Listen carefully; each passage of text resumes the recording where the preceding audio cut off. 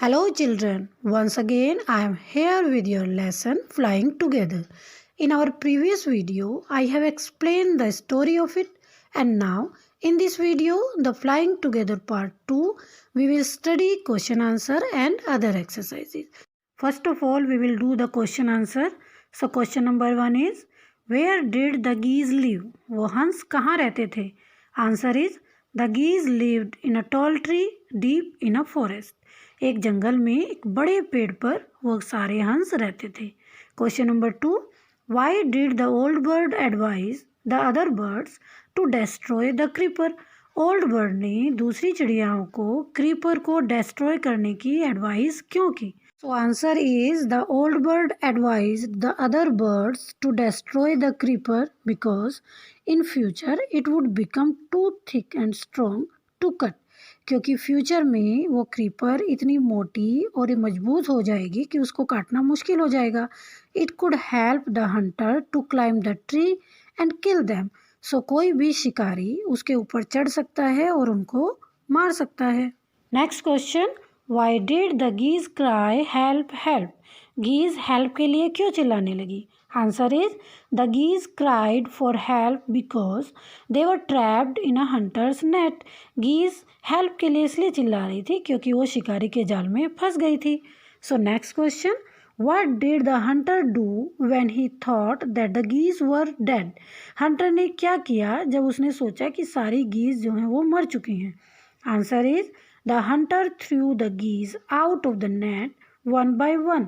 सो hunter ने उन सारी गीज को एक एक करके फेंकना शुरू कर दिया. Next, why did the geese pretend to be dead? Geese ने डेड होने का दिखावा क्यों किया? Answer is, the geese pretended to be dead so that the hunter would take them out from the net. उन्होंने इसलिए दिखावा किया जिससे कि हंटर उनको नेट से बाहर निकाल सके.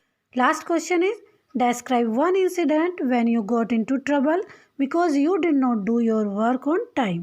इसमें कोई एक ऐसी इंसिडेंट है, कोई एक ऐसी घटना आपको लिखनी है जब आपने अपना वर्क टाइम पे कंप्लीट नहीं किया और उसकी वजह से आपको काफ़ी ट्रबल, काफ़ी परेशानी झेलनी पड़ी. इसका आंसर आपको खुद लिखना है, बट अभी ये आंसर देख लीजिए, आप इसको बदल भी सकते हैं. Once I had 2 days holiday and much homework to complete but I forgot and would play the whole day. एक बार मेरी 2 दिन की छुट्टी थी और बहुत सारा होमवर्क कंप्लीट करना था, लेकिन मैं भूल गई और एक दिन पूरा खेलती रही. Next day it was difficult to complete, so I requested my mother to complete it and promised not to repeat that mistake. अगले दिन होमवर्क कंप्लीट करना बहुत मुश्किल था, सो मैंने अपनी मम्मी से रिक्वेस्ट की होमवर्क कंप्लीट कराने के लिए और आगे से वादा किया कि ये मिस्टेक मैं दोबारा से नहीं करूँगी. Next exercise, state whether the following statements are true और फॉल्स. नीचे जो स्टेटमेंट्स यानी नीचे जो सेंटेंस लिखे हुए हैं उनको आपको ट्रू या फॉल्स बताना है. अगर वो सेंटेंस सही है तो इट मीन्स ट्रू और अगर गलत है तो फॉल्स. तो first is, the tree was the house of a flock of parrots. So this is false, this is wrong, क्योंकि उस पेड़ पर पैरेट्स का झुंड नहीं बल्कि हंसों का झुंड रहता था. So next is, the wise old bird wanted the creeper to be destroyed. जो दो वाइज ओल्ड बर्ड थी वो चाहती थी कि उस क्रीपर को डेस्ट्रॉय कर दिया जाए. सो this is true. Next, the Hunter climbed the tree with the help of ladder. Hunter उस पेड़ के ऊपर लैडर की हेल्प से चढ़ा, तो दिस इज रॉन्ग. लैडर यानी सीढ़ी, तो वो जो है क्रीपर की हेल्प से चढ़ा था, तो this is false.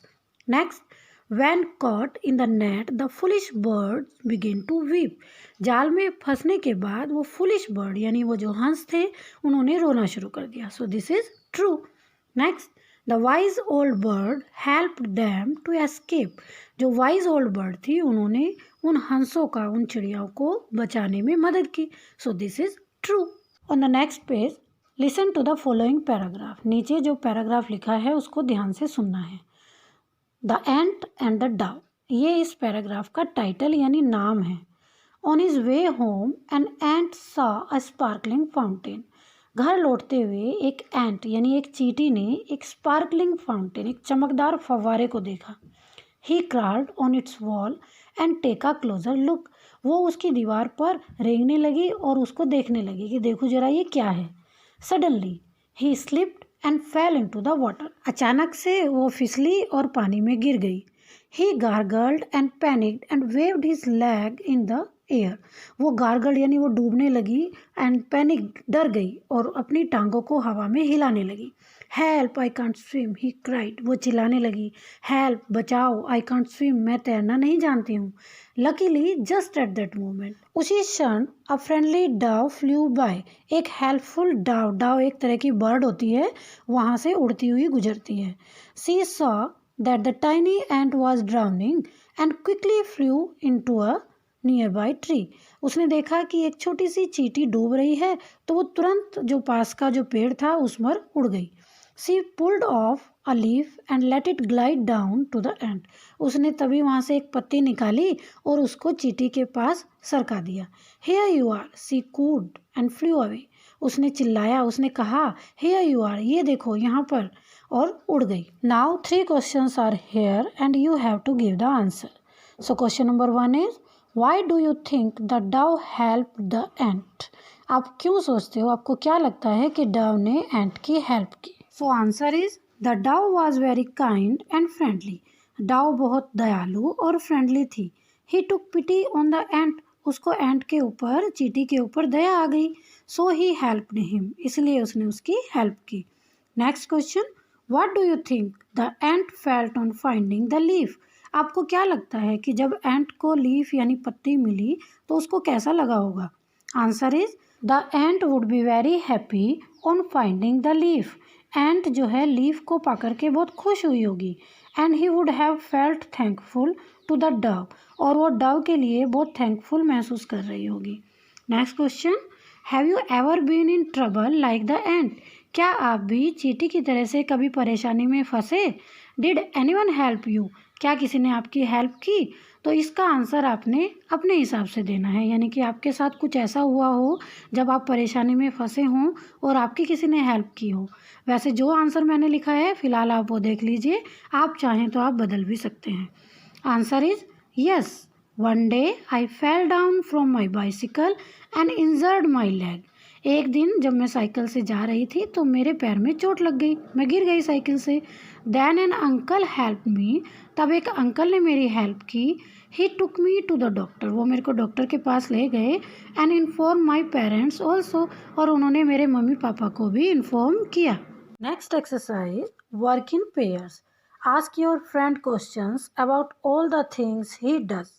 Use question words such as where, what, how, who, when, why. सो बच्चों, इस एक्सरसाइज में you have to frame the questions. आपको क्वेश्चन बनाने हैं, क्वेश्चन फ्रेम करने हैं। So 2 childrens are talking here, Amit and Anu. Amit is asking question and Anu is replying. Amit question पूछ रहा है और अनु रिप्लाई कर रही है। तो अनु की जो रिप्लाई है, अनु के जो आंसर्स हैं वो यहाँ पर लिखे हुए हैं, और जो अमित जो क्वेश्चन पूछ रहा है that you have to frame, वो आपने बनाने हैं। And the words that you will use, और जो वर्ड आपने यूज़ करने हैं अपने क्वेश्चंस में, that are where, where means कहाँ, व्हाट क्या, हाउ कैसे, हु कौन, व्हेन कब, व्हाई क्यों। तो these words you have to use as a question word. ये आप वर्ड आपने क्वेश्चन वर्ड की तरह से यूज़ करने हैं। सो जैसे जैसे हम एक्सरसाइज करेंगे वैसे वैसे आपको और क्लियर हो जाएगा। Okay, so let's start. First, Anu is replying, I watch TV in the evening. मैं शाम को टीवी देखती हूँ।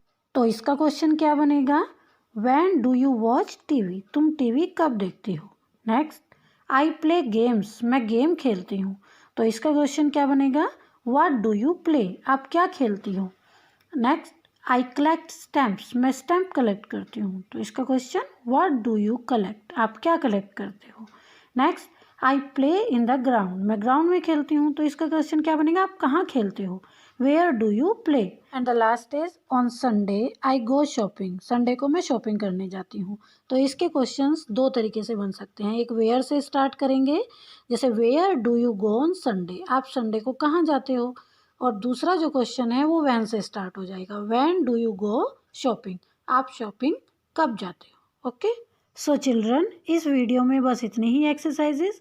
बाकी की एक्सरसाइज हम अपनी next video flying together part 3 में करेंगे। Okay, till then bye bye and have a good day.